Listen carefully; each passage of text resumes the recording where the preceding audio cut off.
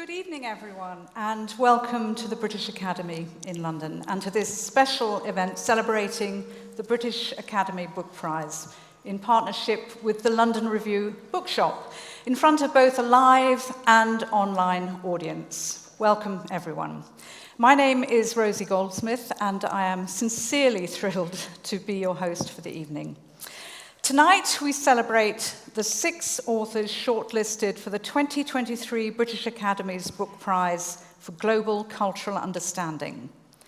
The £25,000 prize was first awarded in 2013 and is awarded annually for a non-fiction book that's made an outstanding contribution to the public understanding of world culture. It explores urgent and globally significant topics that shine a light on the connections as well as divisions that shape our cultural identity. The distinguished panel of 5 judges, chaired by Professor Charles Tripp, has selected 6 books, and one of these will be chosen as the winner tomorrow evening during a live stream at 6:30 p.m. GMT. According to the judges, each of these books here demonstrates rigorous, original, and high-quality research and is accessible and engaging to read. To qualify, each book had to be published in English or English translation in the UK between the 1st of April 2022 and the 31st of March 2023. Authors are of any nationality, based anywhere in the world, and working in any language, a truly global book prize. Last year's sensational winner was the Chilean writer Alia Trabuco Ceran with When Women Kill, 4 Crimes Retold, translated by Sophie Hughes. I genuinely do not know who this year's winner is, which gives me enormous freedom to celebrate each and every author here tonight equally, to love them all equally, and they are truly exceptional. You can buy all their books outside at the London Review Bookshop or order them from LRB online. You can imagine how happy we are that all 6 authors are with me to discuss their shortlisted books, although Nandini Das, who is there, hello Nandini, nice to see you. Nandini is actually in Seoul, and unfortunately she apologizes, but she'd love to be here in person, I know, but had unavoidable previous commitments. After my discussion with all 6 authors, you'll have time to pose your own questions, so either here in person, or if you're joining us remotely, please use your Q&A function on your screen. You are also welcome to tweet during the event, although obviously we'd rather have you just listen and watch, but we would love to hear your comments at any point, and suggest that you use both the Academy's Twitter handle, @BritishAcademy_, and the London Review Bookshop's handle @LRB Bookshop, with the hashtag British Academy Book Prize. A few more housekeeping points before we start. If the fire alarm goes off, it is not a test. Leave your belongings behind and please make your way out of the building using the stairs, and staff will guide you to the assembly point, which is at the base of the wonderful Duke of York column located to the left of the building as you exit. Now, without further ado, I'd like to introduce you to the 6 authors and to congratulate all of them from me personally as well, and I'm sure on behalf of all of you, for being shortlisted. On the far right, your far left, not political of course, but my far right, your far left, we have Chris Manjapra. Welcome to Chris. And Chris is here with Black Ghost of Empire. Next to him, Tania Branigan, who's here with her book Red Memory. And next to Tania is Dimitris Zigalatis, who's here with his amazing book Ritual. And then next to Dimitris is Irena Vallejo from Spain with her book Papyrus.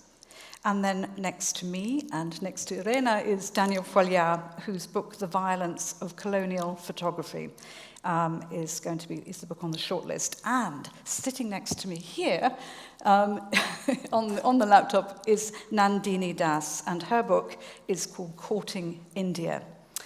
Now, I'm going to ask each author individually to tell us a little bit about their books, and then for a few minutes, and then we're going to have a discussion with everybody together. And I'm going to start with Chris. Now, Chris, let's talk about Black Ghost of Empire. Now, each of the books has a wonderful subtitle, and wonderful possibly is not the right word, it's a rather sad and disturbing subtitle in the case of your book, The Long Death of Slavery and the Failure of Emancipation. Tell us about your book.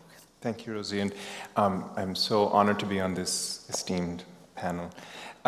So my book is a response to, you might say, the norm in our field, the field of writing about slavery, which is to write about slavery in terms of how it ended and how we move on from it. And what my book is about the infrastructures by which slavery ended, and the point that those infrastructures themselves were steeped in the mentality of racial slavery and racial oppression, and therefore by using those infrastructures, what came after slavery looked a lot like slavery for the enslaved. And so concretely, I take 5 different types of emancipation processes, and we look in different parts of the world at how those emancipation processes occurred. And the finding at the end of the book is that for over 120 years of emancipation, every single emancipation that took place in the Western world, so that the answer is slightly different when you look to the global South, every single one of these emancipations paid reparations to slave owners. And not only that, they were structured in ways to exacerbate the dispossession of the enslaved. So that's what this book is about. What the heart of the book is, in addition to that, is in some ways it's a family exploration. And there's a journey in the book, a very personal journey that I think makes the book readable, and it made it writable, because it's certainly difficult. It's a difficult topic. When you set out to write this book, did you know exactly what you were going to find? I mean, No. was it in a way, no? I didn't, no. So how surprised were you by what you found? Well, I suppose the book began with something completely unexpected.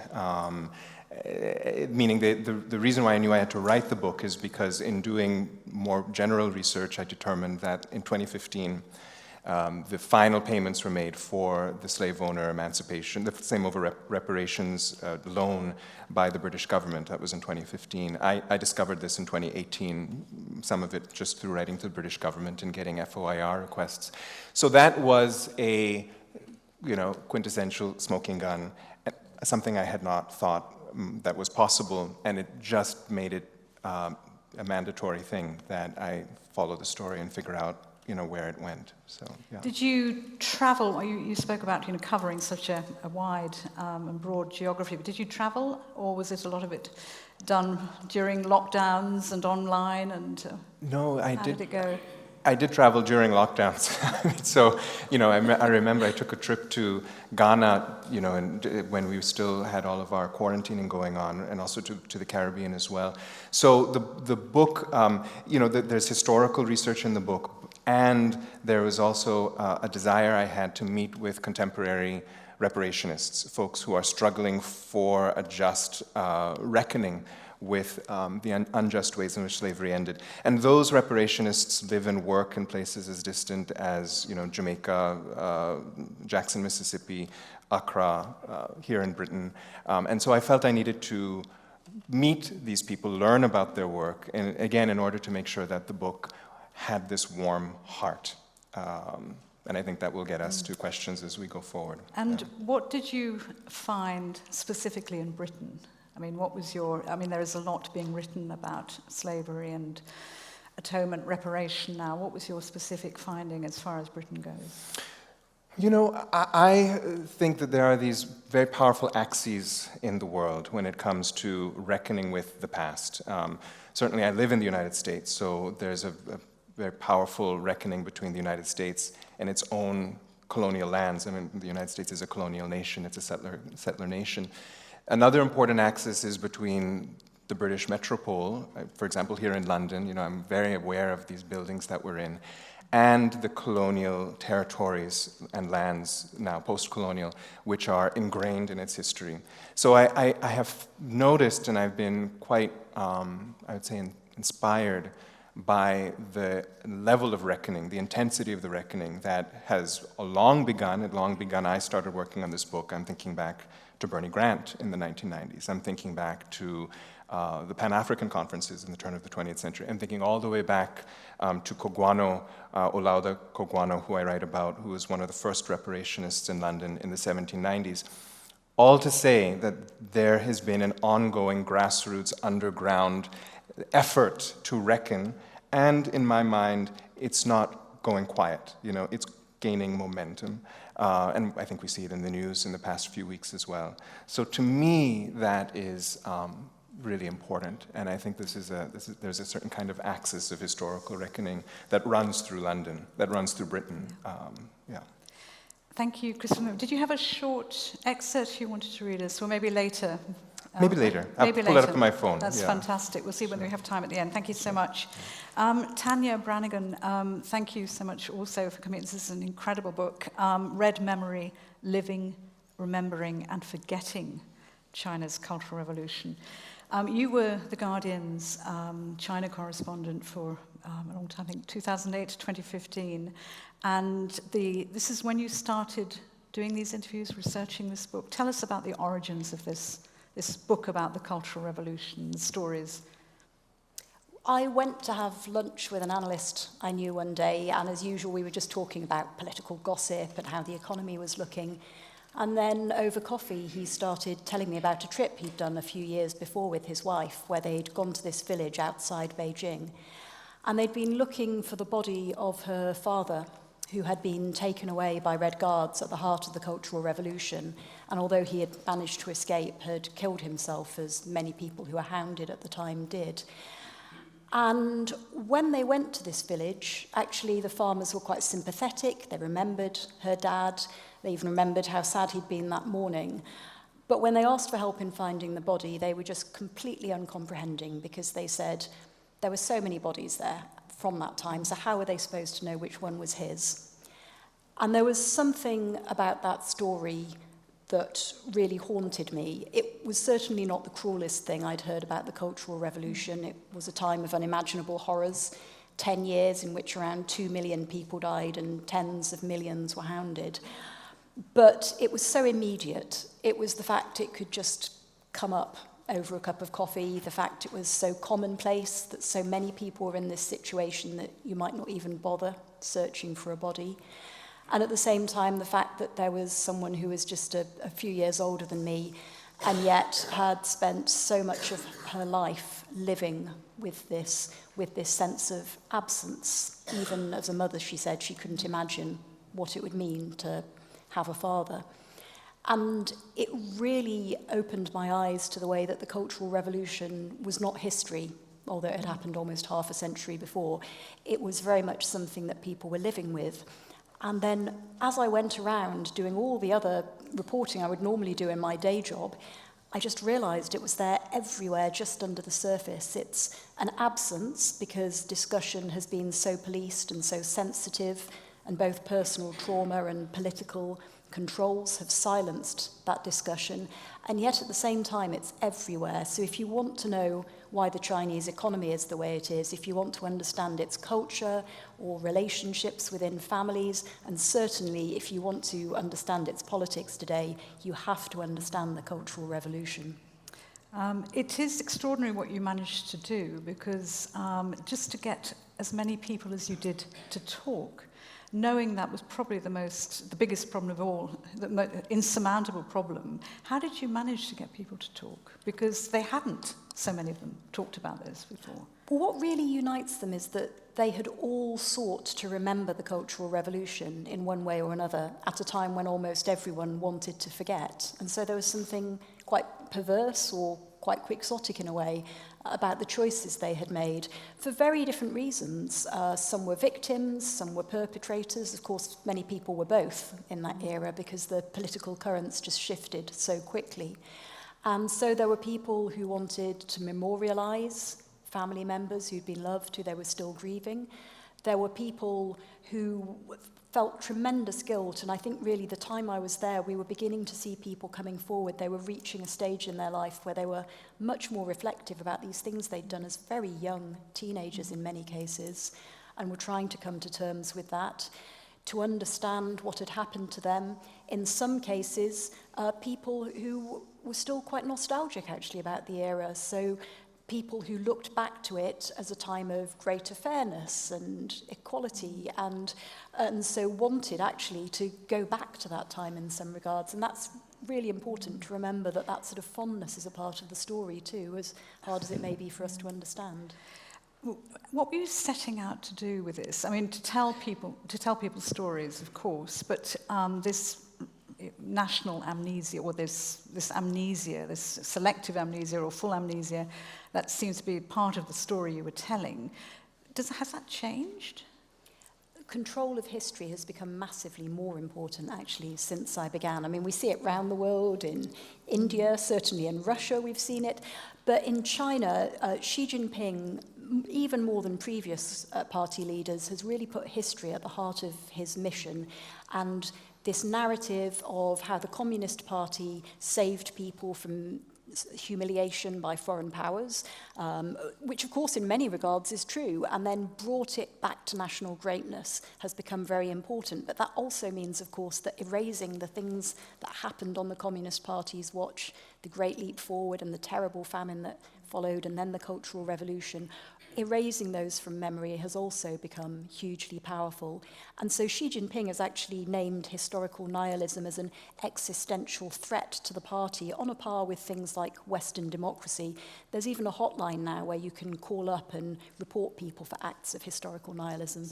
Possibly the story you've told, the book you've written, couldn't have been written today in the same way, because you wouldn't get the same kind of access as you had then. Is that right? Absolutely. I think there was a moment where people had really carved themselves out a space to talk, partly through the internet, partly through the growth of civil society. And so there was this attempt to try and recover and preserve memory. And that's very much more threatened now. As scholars sort of likened it to a little sort of archipelago, I suppose, which is constantly threatened by the sort of the rising tide of official narrative and official control. Just very briefly, Chris spoke about there being a personal connection to his story. Is there any personal connection for you to this story? Well, for me, the personal connection is really very much that as I was writing it, I was more and more disturbed by the parallels that I felt I could see with our own societies. And I think that although the Cultural Revolution could only happen in that particular way, in that place and time, that the parallels in terms of human behaviour are very much redolent when you have a demagogue trying to enlist the masses and using hatred to do that. I was thinking of Adam Serwer's phase when he talks about Trump, where he says the cruelty is the purpose. So there were things in there that felt very familiar. Very disturbing. Thank you for the moment, Tania. Dimitris, welcome to you. Now, this book will blow your mind as well. I don't know how the judges ever chose between this. This book is about ritual. We all do funny, weird, odd, and sometimes revolting things. And Dimitris has actually written a book about ritual.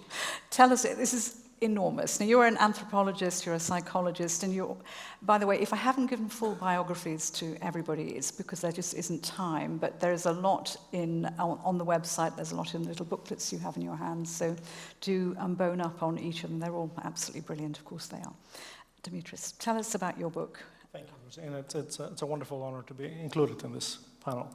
So I'm an anthropologist and I'm a cognitive scientist, and I'm interested in some of the things that make us human, but not the most obvious ones.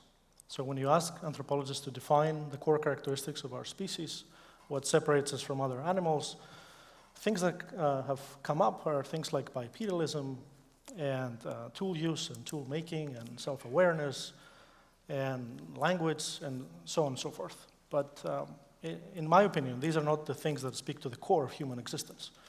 I believe that what truly makes us human is our capacity, our ability, and in fact our need to create meaning from things that might seem to be intrinsically meaningless.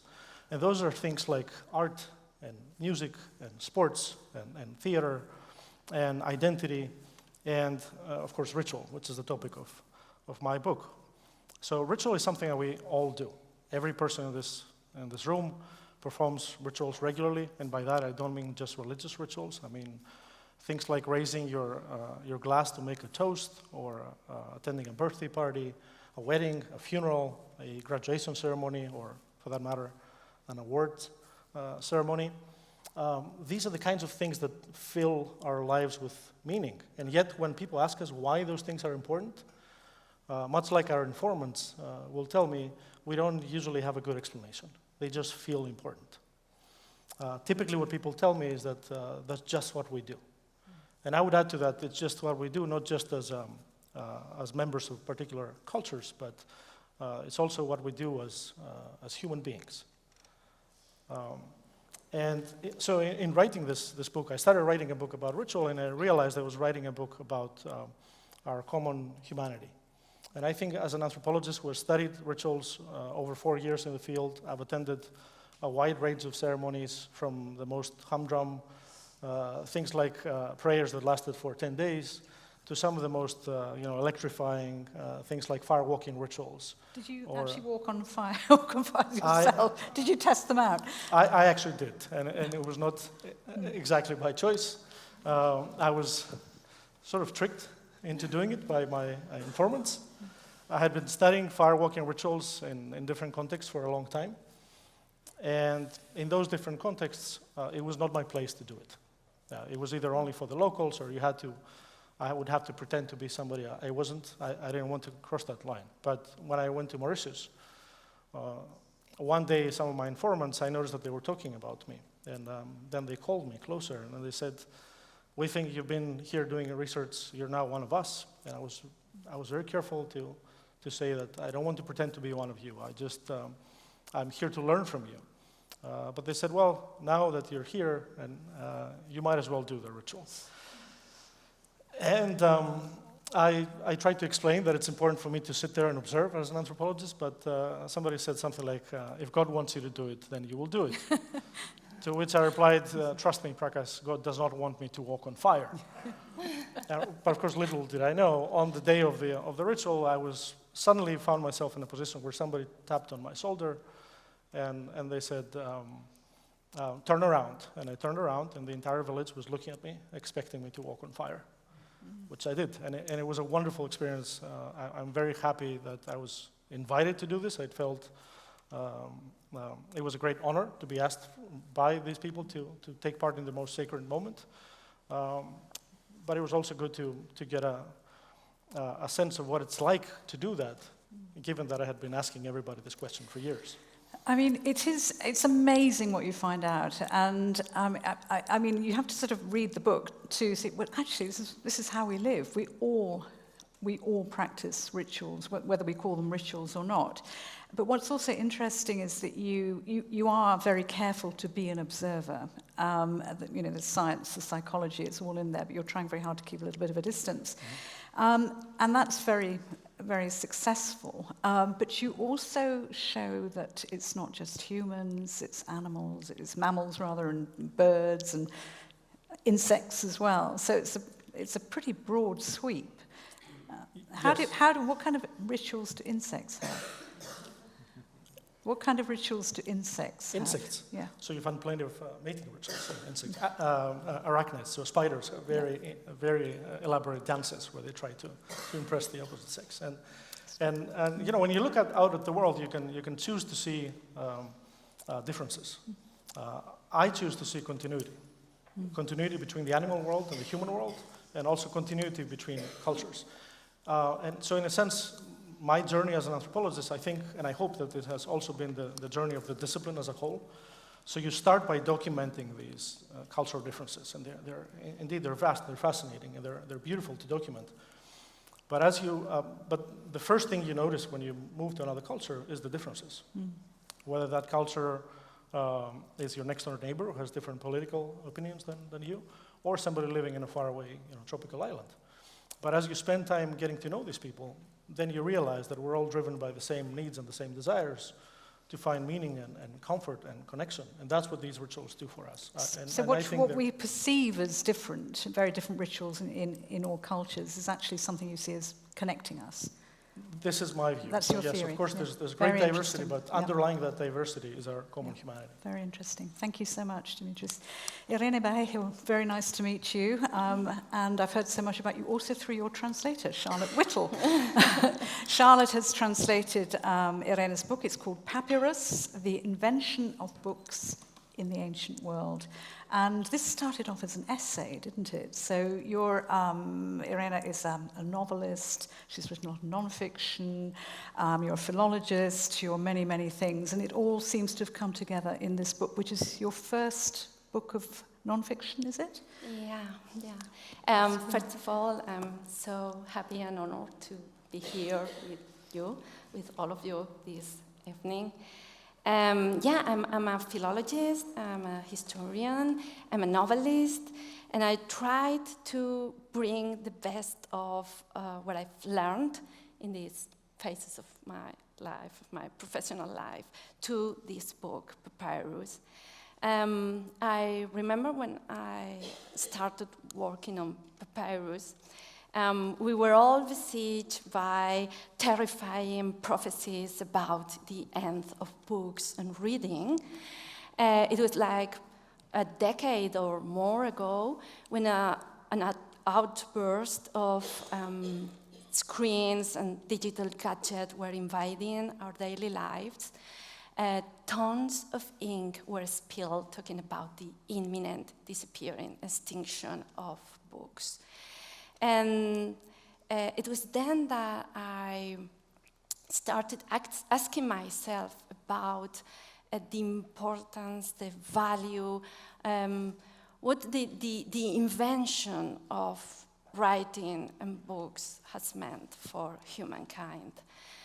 And it's something that we take for granted, but I think we could try and look at it in a completely unconventional way, like a great adventure.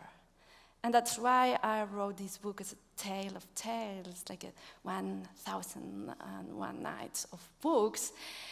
And I claim that the invention of writing is really our greatest victory in our battle against destruction and oblivion. Because if we travel with our imagination back in time to oral societies before the invention of writing, really, they were like athletes of recollection, but they couldn't preserve the best ideas, the best achievements, verses, poems of their ancestors. And what are really stories or words or ideas or theories? Just air.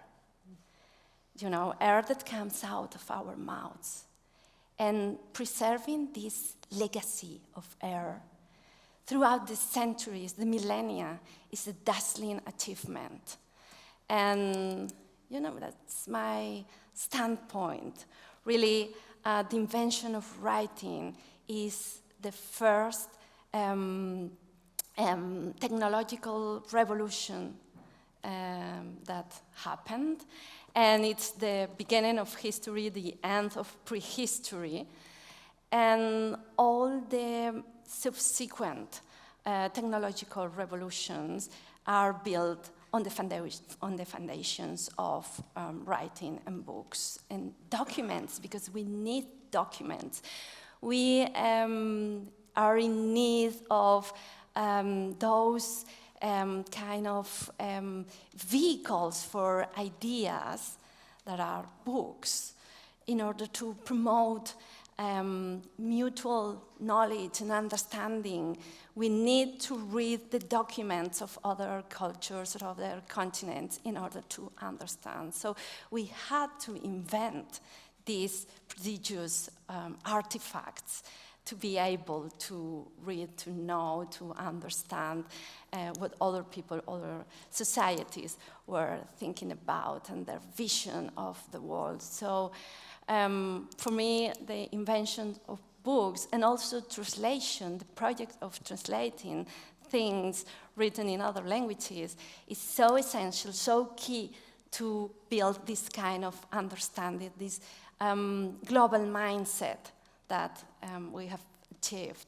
So I was interested in this story, this tale, these adventure tales of the invention of all those things that we take for granted, books and public libraries and book shops and education, because education is linked to books and to transmission of knowledge. So yeah, journey to the origins, but also a way to really understand these phenomena. And it is like the standpoint for discussion about key contemporary subjects, like, for instance, freedom and censorship that is related to the circulation of books, and also the democratization of access to knowledge through education and through public libraries, and also the technological and also neurological dimension of reading when it comes to educational innovation or abilities to access to knowledge. It's an ancient subject, but it has a lot to do with who we are today. That was so perfect. She needs no more questions from me for the moment, but thank you so much for the moment, Irena. Could I read a small passage? And you'd like to read a very small passage, I know. Let's do that. Sorry, it's really, really short passage of the book. There's so much more to say about this book, but I know that we'll talk about that later, but go ahead.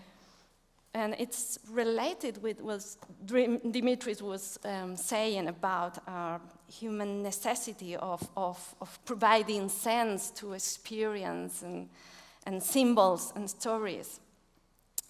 We are the only animals who imagine fables, who scatter the darkness with stories, who learn to live with chaos thanks to the tales we tell, who stoke the embers of fires with the air of their words, who travel great distances to carry their chronicles to strangers.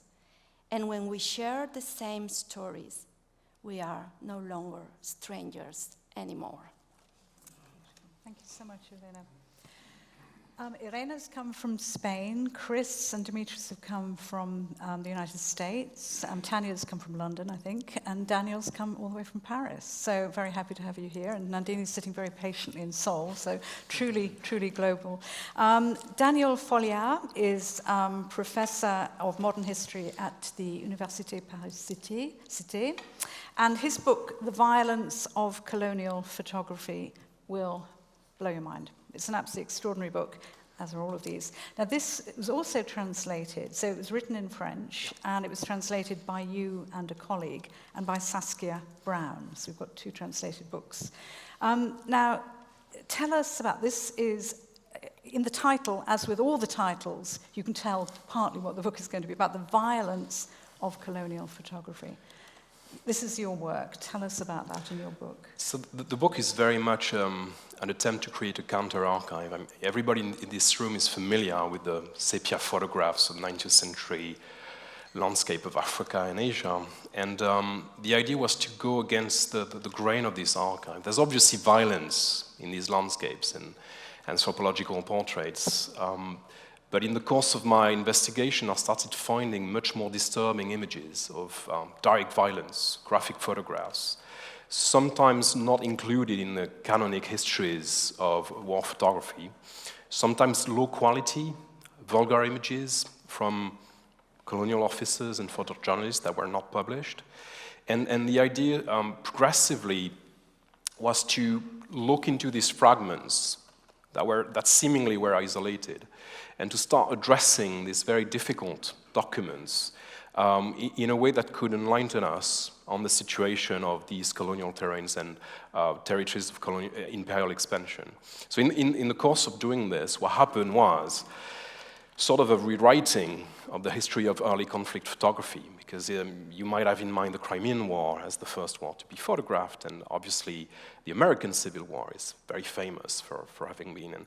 And we might have forgotten how colonial expansion and colonial conflicts were actually at the core of the development of early photojournalism and the new raw aesthetics of what we are sadly familiar with now.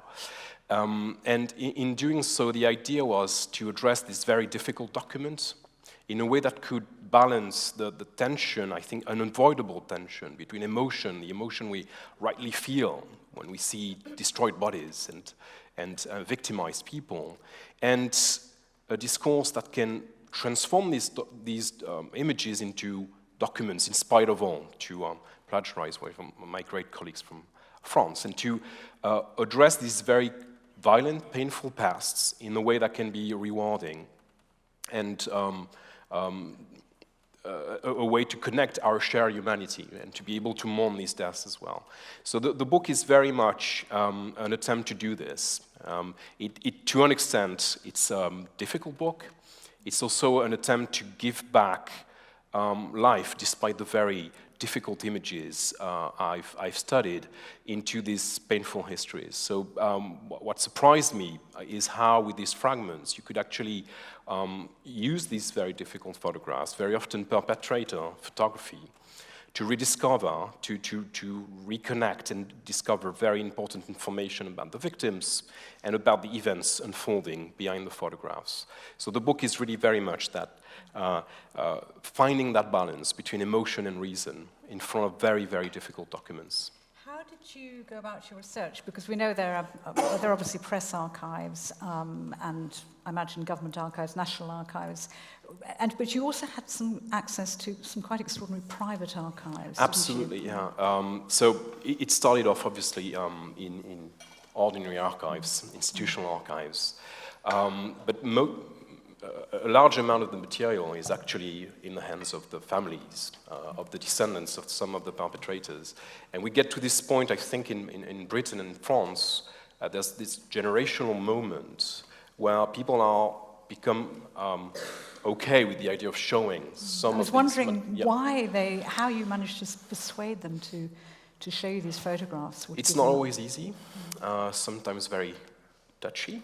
Topics. The families can be very divided as to what should happen with the archives. So it's very much about explaining what's going to be done with that material in a very respectful way. It's also true of the victims, the people, the descendants of the victims. I tried as much as I could to locate descendants, to see if any connections could be made, and I successfully did that in many cases. So yeah, it was always an interesting human process after all, because it's also about connections and friendships and discussions to get to the point where you can actually address these documents in a rewarding way. And this has been your work anyway for a long time at the university. I mean, you're quite well known for this work in visual analysis. So, no, it's an absolutely fascinating book and quite brilliant. We're going to turn to a very patient Nandini. She's here for me, but she's there for all of you. And great to meet you at a distance. And congratulations also on your book, Nandini Das, which is called Courting India, England, Mughal India, and the Origins of Empire. Again, another extraordinary and very full title. Nandini, there's so many elements of this I want to ask you about. This is before the British really took over in India. This is an early stage of empire. 1616, tell us more about Thomas Roe arriving in India. Thanks, Rosie. Before I tell you about this moment, however, I'd just like to thank the jury panel for including Courting India in this incredibly wide-ranging and frankly rather terrifyingly superb lineup of books. And also thanks to the British Academy for allowing me to join you virtually at least. It seems deeply ironic that after writing a book in which the central character, in a way, Sir Thomas Roe, the English ambassador, constantly grumbles about being sidelined from everything exciting that is going on in London. I seem to be recreating some of that experience at this moment, at a very early hour in South Korea and Seoul. What time is it with you? It is now 3:40 a.m. Oh, gosh. Well, do what you can. We're on your side. This is such an amazing story. I know there's a lot to tell, but it's such a wonderful and terrible story in so many ways. So tell us what you feel you can. Well, Porting India begins really in 1615, 1616, early years of the 17th century, and a point when an ambassador from a rather small, rather poor country arrives at his new post at the court of a wealthy imperial power. And there's no special fanfare to greet him. There's an elaborate kind of rhetoric of courtly behavior that he needs to decode. And he is constantly worried. He is worried about how his flashy new clothes, which he's bought with a loan from his employers, is going to be received. He's worried about whether the gifts he's brought are going to last the journey into the court itself. And this is Sir Thomas Roe, who is a loyal servant to James I, England's difficult and idiosyncratic new Scottish king. And the court at which he arrives is the court of the Mughal Emperor Jahangir. And just to kind of give a sense of the timeline, Jahangir is a direct contemporary of James I. Jahangir's father, Akbar the Great, perhaps the greatest of the Mughal emperors, was a direct contemporary of Elizabeth I. So I was particularly fascinated by this moment because it appears so very little in our narratives of the British Empire, partly because it is such a terrible, long drawn out failure in some ways. Roe achieves very, very little, so it doesn't make for a really good story in that sense. It is not a story of a great beginning. And also because in some ways our understanding of this period tends to be framed by our awareness of what was to be in terms of global history and the way in which European and English imperial and colonial activities emerged in later periods. But what fascinated me particularly was not so much perhaps those big narratives which have been told and told brilliantly by historians in the past of the evolution of global economies and infrastructures and trade and colonial violence, much of which has thrown long shadow across centuries later, which others here have spoken about. But what I was particularly interested in were the processes through which people who were caught up in the flux of those big narratives negotiated their own place within those tides, essentially, of movement. And I was particularly fascinated by the way cross-cultural contact or encounter works. And one of the things that I suggest in Quoting India is that new worlds are hardly ever really new. They're always framed in some way by memories that are either our own individual memories or collective memories, inherited memories and assumptions. And those, in their own turn, frame assumptions and the lens through which later periods see those encounters, see those cultures. Was there a particular moment, was there something that inspired you to write about Thomas Roe, though? Because he's the most extraordinary sort of non-character, but also he's absolutely fascinating, and he's, and thereby hangs a whole empire. It's extraordinary. Did he write journals? Was he actually secretly very interesting, or? You made him interesting, but it is compared with Jahangir, who was one of the most fascinating, generous, extraordinary, beautiful emperors, Mughal Empire. It's just extraordinary contrast between the two men. Well, there's a contrast between them, but there's a lot of similarity as well in terms of their interests. And that's part of the story about how sometimes connections are formed, perhaps despite the assumptions with which we initiate those connections across cultures. So they were both interested in art, and they were both quite helpfully interested in drinking. And that helped to bond them over both the drinking and the hangovers, perhaps. But going back to your question about the moment, for me, the moment came at the Freer Gallery in Washington, D.C., where I had been researching something else, and I came across one particular Mughal miniature, which actually is the cover of Courting India now. It's a Mughal miniature by a Hindu artist at Jahangir's wonderfully multi-religious, multilingual, multicultural court. An artist called Bichitra. And in the corner of that particular Mughal miniature was a very, very familiar face. And it was the face of James I, looking particularly like grumpy, as if he had been waiting a considerably long time for a bus that had failed to arrive. But the lesson behind this particular miniature was about Jahangir's interests. It's called the Emperor Jahangir preferring a Sufi sheikh to kings. And it shows Jahangir engaged in a conversation with a Sufi hermit, ignoring the lineup of the world's princes waiting to meet him. And I wanted to find out more. I was curious about how this phase of the English king arrived at the Mughal court in 1616. And thankfully, given the East India Company's enormous obsession with paperwork, there was a huge amount of material that allows us to decode exactly what happened during that embassy. Nandini, thank you so much for the moment. I do just want to ask you, and then I'm going to open it out to all the other authors on the panel as well.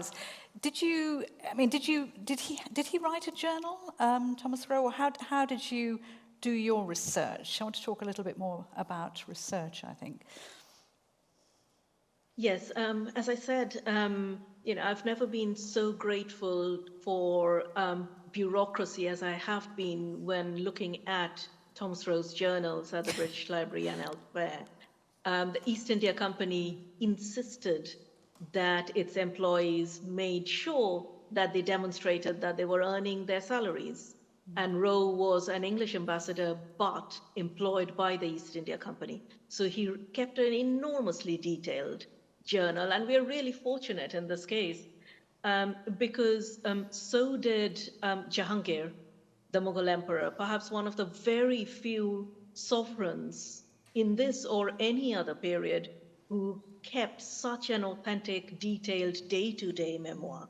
So rather fortunately, I could actually place Rowe's account of his embassy, sometimes day to day and hour by hour, and juxtapose that with Jahangir's own memoirs of exactly the same events, even though the English ambassador doesn't really appear in those. But it works almost like those weird in Victorian stereoscopes where two different lenses come together to give you an image of a particular moment and a particular form of conversation between two cultures and two nations. Goodness, I mean, as you can tell, 6 amazing books, and we've got about 10 minutes for a bit of a general chat, and then we'd like to hear your questions as well.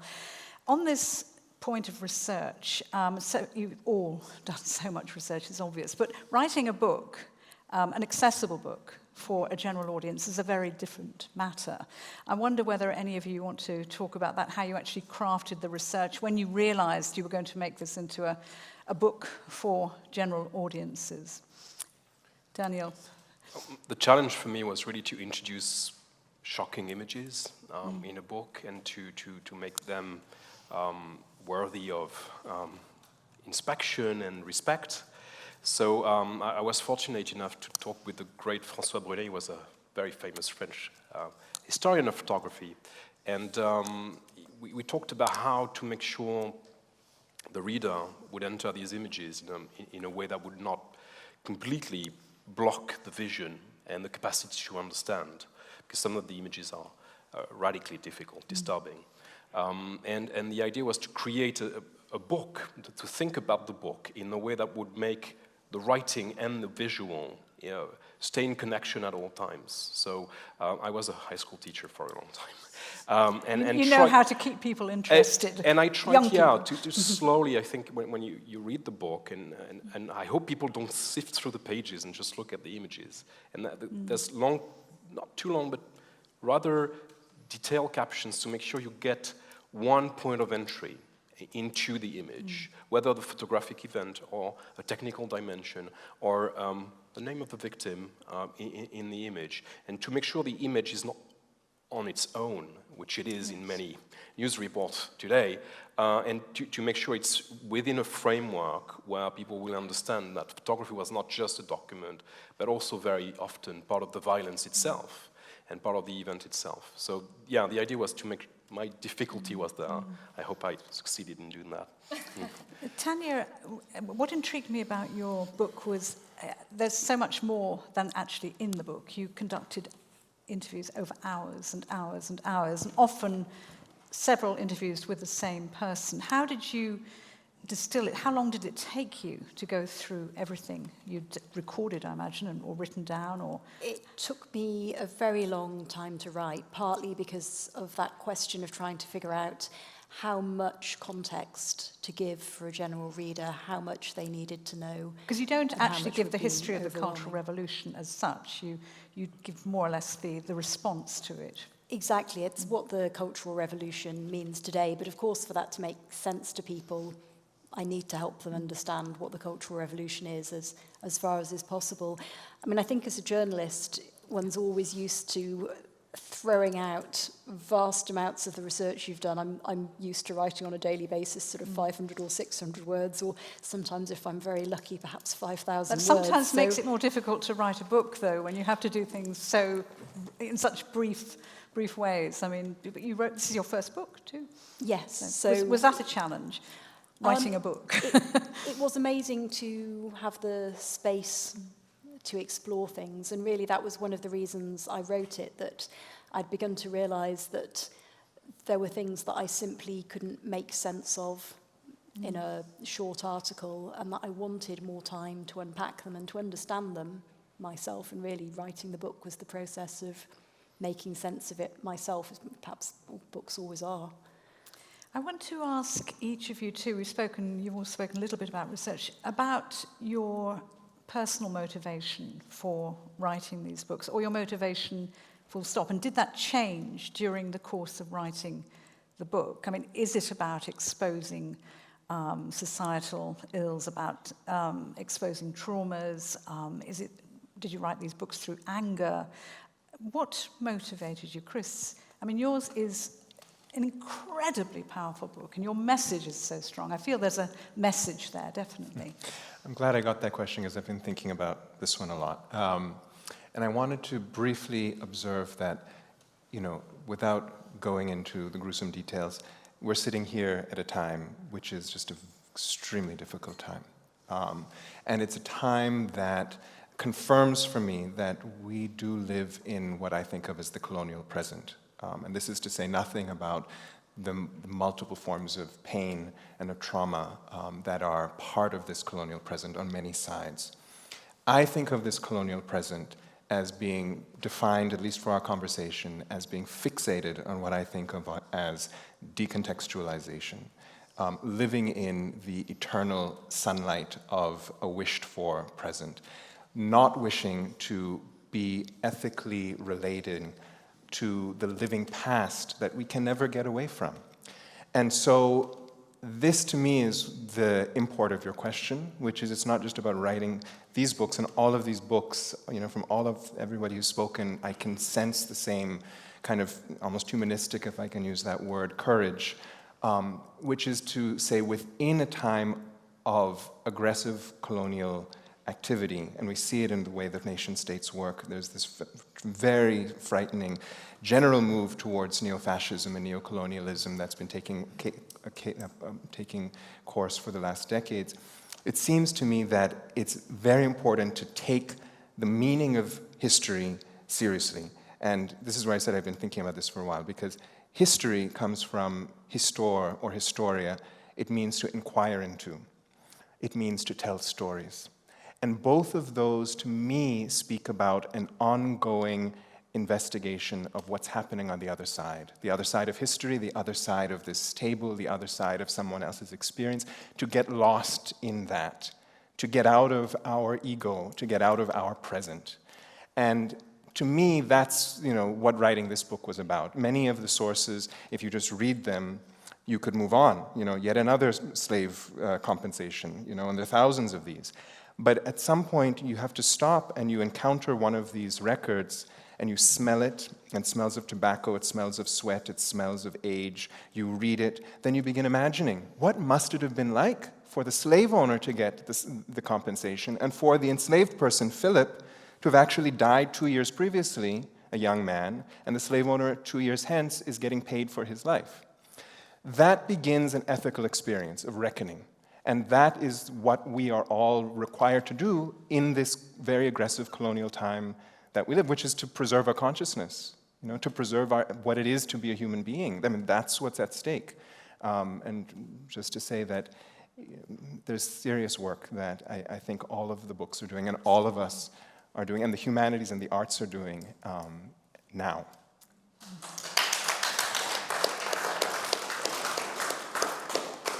Elena, you've also written a history, a very powerful history of books, of reading, of libraries, and you've gone right back to the Library of Alexandria and Alexander, and there's so much in your book. But I wonder whether there was one major discovery, and I think I know what it might be, that you made that really just made this book jump, leap.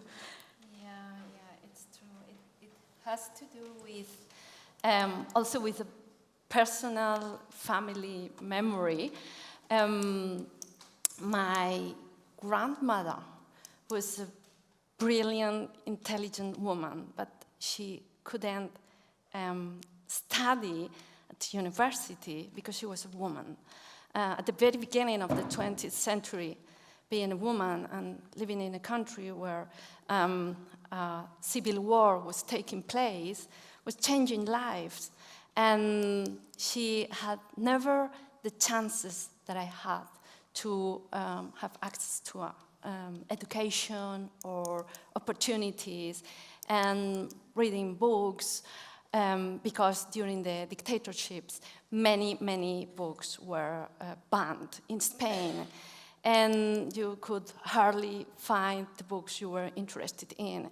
Even I'm thinking about our classics like Lorca, Miguel Hernández were banned, and you couldn't read those books. So I had this familiar memory inside me, and I remember the moment I enjoyed a fellowship in Italy, and I had, for the first time, the opportunity, the chance, to caress an old manuscript. And it was like a revelation for me, because I realized these kind of books were not meant for people like me. They were meant for aristocrats, for men, for white men, powerful white men from elites. And I was aware of the path, the historic path that brought me there, and allowed this young girl to have access to this manuscript and to use it and to study it and to have the right to enjoy this experience. So I get interested in the process of democratization of access to knowledge and education, and the chances that we have and our ancestors didn't get. And in my travels to South America, I've discovered that, of course, this task of democratizing the access to knowledge, to information, to education is not yet fulfilled. And I'm really, really impressed by the courage of people reading mediators in Latin America, people who are working in dangerous areas and neighborhoods, trying to persuade young people to engage in writing workshops or reading activities or theater or orchestras, and trying to save them from joining gangs or narco or other activities, dangerous activities, and they are saving them through art and culture and books. So I was aware of the dimension of the phenomenon of reading and education and the impact it has on people around the world, in their lives, in their prospects, in their paths, in their families. And I thought I have to write an essay aimed for a wider audience, talking about this adventure and the struggles and the sacrifices and the inventions and these fights and battles which seemed deemed to defeat, but... Irene, you do, it's an absolutely brilliant book. It really is. I'm going to we've got a few minutes left. I just want to ask Dimitris and Daniel and Nandini very quickly. No, I'm so enthusiastic about it. They're all equally passionate about their books, and particularly Irene. But the three of you, very quickly, this is the prize for global cultural understanding. It sounds very grand, but obviously, your books have made it through to this shortlist. What do you understand by that? And do you feel that your book has actually, achieved that? Is that the message that you wanted to give? So, as somebody who works at the cross section of between the humanities and the sciences, and also at the interface of many different cultures, when I talk to my students, I tell them that if you're going to get anything away from your 4 years or whatever it is in tertiary education, it should be two things. One should be a thorough understanding of the scientific process, and by that I don't mean it in a strict sense. I mean, how do we acquire knowledge? What forms of knowledge matter? And we live in a time that this is more important than ever. In an era of post-truth or fake news, it's very important to know how to evaluate truth claims. And the second thing that you should try to get away from your education, and that applies to your life in general, I think, is how to put yourself into somebody else's shoes, which is what we try to do as anthropologists. And as I mentioned earlier, the other, who are the others? They can be our neighbors who hold different political convictions, but they can be people in faraway places and exotic places. So I think if you manage to, I think if you manage to get those two things, then you might be one step closer towards global cultural understanding. Well said. Daniel, how about you? Very quickly, but I think Chris said it very brilliantly. The humanities and the kind of intellectual tension we try to put in these books and in investigating other people's life, even people who would hate or have difficulties talking with, given their opinions, I think that's safeguarding a space that is diminishing very quickly. I can think of the culture wars here. They are flaming up in France. I think they will be increasingly on the front stage in the next few years. That's clearly, I think all the books here, and they're amazing, by the way, terrifying, as Nandini said, are trying to do their bit there in creating a space where decent, informed conversation can happen in a way that absolutely necessary. I mean, you understand how the last 3 weeks might have clashed with what I wrote, literally, in how the camera is used to do some extra lethal work on people. And yeah, that's what strikes me is how powerful we are in terms of writing this, and under threat as well, and official narratives, and yeah. Indeed. Thank you very much. And Nandini, finally, I mean, you very successfully managed to draw comparisons, I don't know how you do it so skillfully in your book, with the rest of the world at the time during the creation of the various empires in North America and so on too. You obviously have a wider message too. I think my thoughts are exactly the same, essentially with what Chris and Daniel have said at the moment. I think there's a temptation, and increasingly so when we think about the past, to think in binaries. And binaries are easy to construct in some ways. Human experience, however, is messy, it's entangled, and it's changeable. And preserving or holding on to that messiness of human experience, its irrationality occasionally, its changeability, is what we as researchers, as scholars, need to do. Scholarship in any form is not about simplification. It's not about getting a simple binary answer or structure. Sometimes it is about exposing that messiness and entangled nature of human interactions. And I think all of the books in different ways have done exactly that. Thank you for the moment. And this is all from me for the moment, but I would love to have your questions now. We've got about 15 minutes for questions. We can take questions online, and if you have any in the audience as well, there are people with microphones, so do feel free. And if you haven't got any questions, we can keep on talking. I can guarantee that. We have an online question, if you'd be kind enough to read it out. This is for Irini. In Papyrus, you talk about the importance of translation. What was the Papyrus translation process like, and including your relationship with the translators?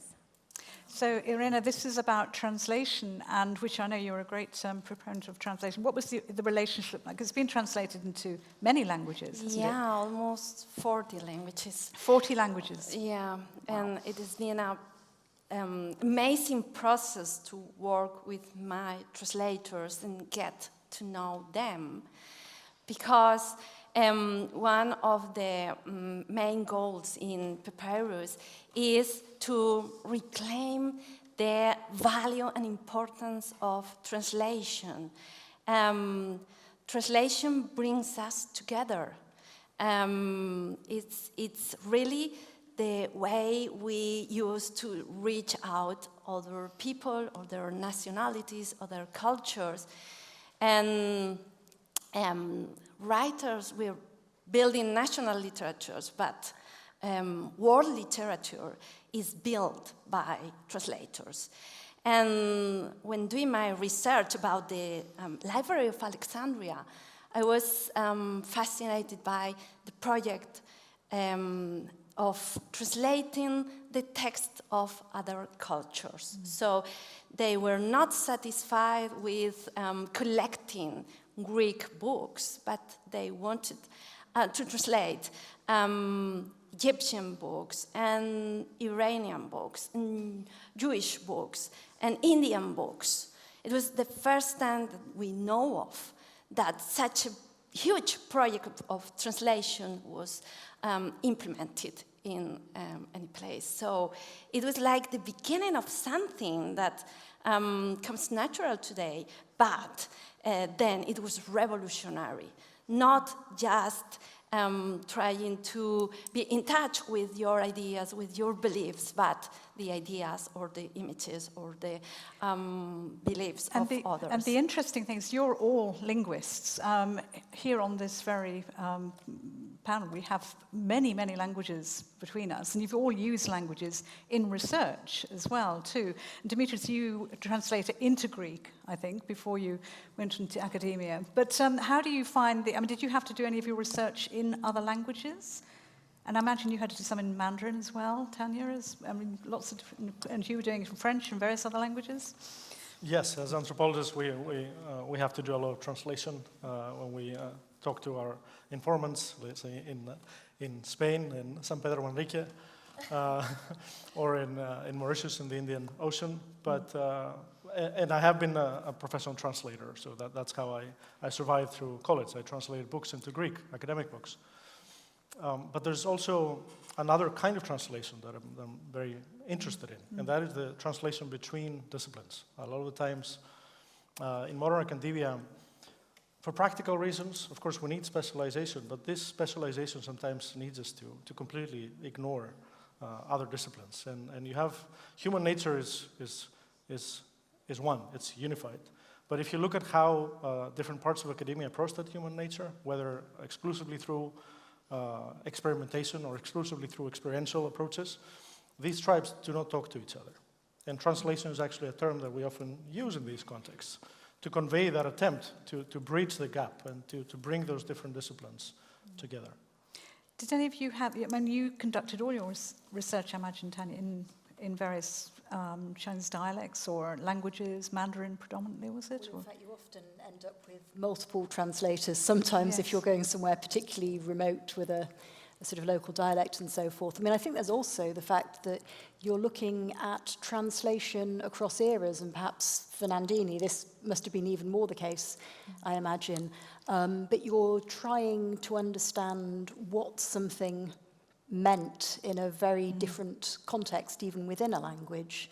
And so that itself, I think, is something that requires a degree of historical interpretation. And the presumption that all this would have been conducted in English is just crazy. I mean, Nandini, did you have any sort of translation issues at all, or were you reading it? Which languages were you reading for your research?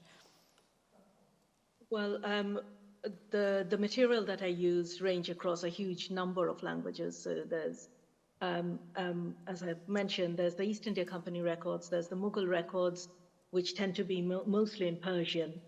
But also, the English were very belated in their appearance on that global kind of trading landscape. So there are the Dutch and the Portuguese and the Venetian. But for me, translation had a particular place in the embassy itself because of Thomas Roe's own resistance to translation.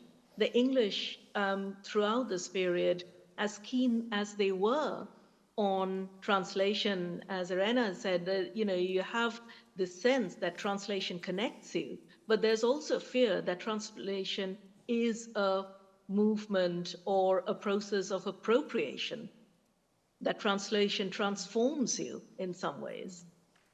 Translation is a process of power.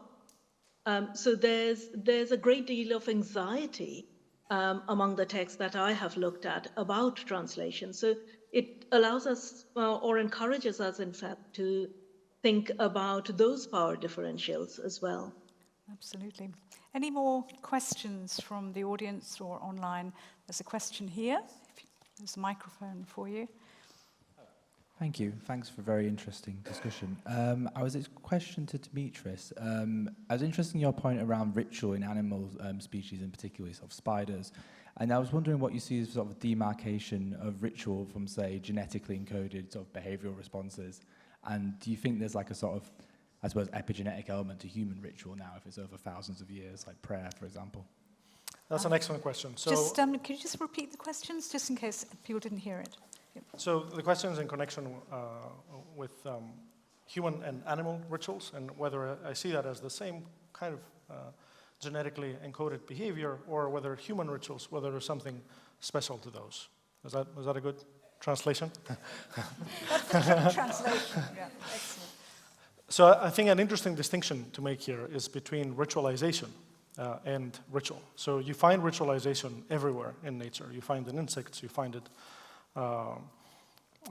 in apes, you certainly find in birds, and you find the same type of ritualization among humans. And you will see that at the individual level, it tends to serve similar purposes. So there's a connection between ritual and anxiety. If you want to see the spontaneous bursts of rituals, the kinds of things that we might call superstition, although I'm not going to get into that, but I don't like the term superstition. But the context to see that would be places like the casino or a sports stadium or a war zone or a hospital. And I think that much comes naturally to us, and I think it is genetically encoded. So I see continuity in all those animal rituals. But at the same time, when you look at human rituals, you see that they tend to be more elaborate. You tend to be so full of symbolism.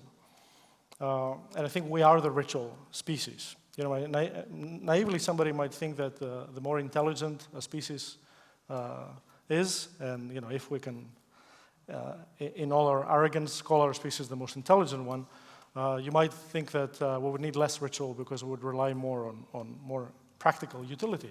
But you see exactly the opposite. You see that some of the most intelligent animals have more rituals. And those types of rituals, I think we can approach as a form of social technology. I think we have the mental surplus to take these shortcuts and to do something just because it has specific effects, just because it feels right, just because it allows us, for example, to come closer together as a community or to overcome our fears, rather than taking the more direct route, which is the functional route. And in that domain, I think humans are unique. Any more questions? Time for one more. Lady here. Hi, thank you. My question's on AI, actually. You've all spoken very eloquently and have obviously done a lot of research into the books, and I think a common theme is about storytelling and history, and I think, you know, you spoke about history's not, and memory's not being binary, and my question is, as writers and academics, how do you view, is there a threat from AI for yourselves in terms of, you know, going forward? And do you see the dangers, particularly you talked about, like I said, you know, history and memories and storytelling. So my question is there, do you find AI a threat, or do you think it will be a help in getting your stories out? Thank you very much indeed. Tania, I'm going to put that to you because I imagine you could never have done the research you did, conducted the interviews you did, if you were a robot. Oh, that is a very interesting question. I mean, so much of it for me was trying to understand not just what people were saying, but how they were saying it and in what context. I think there's a sort of the immediate threat we see from AI perhaps is simply that once again we've got corporations which are exploiting and using the work of writers to an extraordinary degree and are pulling in a huge amount of content and will be pumping it out in the forms that are most commercially saleable rather than the ones that perhaps are most profound or most important. So I think the commercialization of AI is perhaps in some ways the biggest threat we see for now. But of course, we'll also see people trying to shape narratives. As I said, in China, history has always been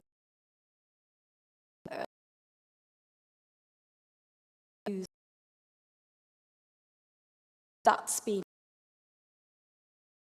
enables that. If anybody's tried ChatGPT, it's quite easy to get quite usable results out alarmingly quickly. Thank you very much. Does anyone else, I know that Chris, Dimitris, and Daniel and Nandini are all at universities, very distinguished universities, and I wonder whether AI is imposing itself on your work in any way. Chris, would you like to say something? Be very brief and maybe provocative, which is to say, I kind of think that we human beings are more like onions. We have many layers.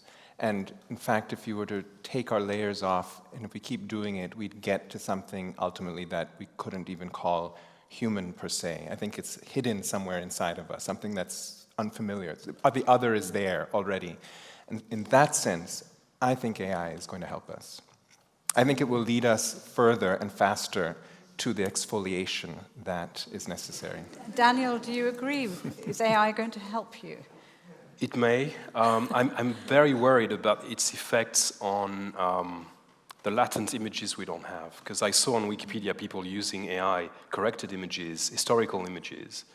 And the threat is enormous because most of the data sets that are being used by Google and are really focusing on very palatable pasts, which, because it's a commercial product, okay? You don't want to use sensitive images. I see the danger there of just erasing part of the things I'm working on. And it's going to create, potentially it's going to create fake images of the past that are going to be very realistic and with a very US Eurocentric vision of what the visual past, the visual records of the past are. So I'm quite worried about this. Nandini, you're professor, you're in English, you're in the English faculty at Oxford. Do you see any threats? I mean, there's so much talk about writers and how your work is being used to create these AI bots. What have you seen? I think there is, of course, a threat in the sense that, as Tania mentioned, the kind of commercialization of AI exploitation means that there will always be an exploitation of human effort and the writing that already exists. And we've seen that happen, the way creative work by writers and artists have already been manipulated by AI. But in terms of the way AI itself works, I think far more problematic, perhaps, is the fact that perhaps we are expecting far too much in terms of creativity from AI, given that algorithms can only operate on given data sets. What is more likely is that those algorithms are going to simply replicate the errors of those data sets, the biases of those data sets. As Daniel mentioned, in terms of photography, in terms of visual material, we already see that happening, that there are biases in visual material which AI-driven technology is replicating. And in a way that is a threat to creativity, a threat to thinking differently, which is what we as human beings are rather good at doing. I think that's where we have to end the questions, also because you can just tell this has just been, talk about creativity and profound discussion and so on. There's no way that we could reproduce this, I don't think, as robots. But anyway, absolutely amazing evening, I think you will all agree. So that is it for tonight. So thank you to all of you in the audience for joining us online as well. And thank you to the marvellous British Academy team for organising this event, to the judges for their hard work and superlative shortlist, truly. Especially thanks to the authors for their time and conversation. It's been absolutely wonderful to have you with us, and best of luck tomorrow. Gosh, who will it be? I couldn't guess for a moment. If you'd like to find out who the winner will be of the 2023 British Academy's Book Prize for Global Cultural Understanding, do check out the British Academy website for details about the prize and the announcement of the winner, which will be tomorrow evening. It'll be a live stream at 6:30 p.m. So tune in then. Now, don't forget to buy your copies of all the books. You're not allowed to go away with just one, all of them. And all 6 shortlisted books are on sale at the London Review Bookshop outside. That's our partners, the LRB Bookshop. And the authors, I haven't asked them yet, but I think they'll be happy to sign their books. And I'm sure that Nandini will happily sign one when you see her next, whenever that may be.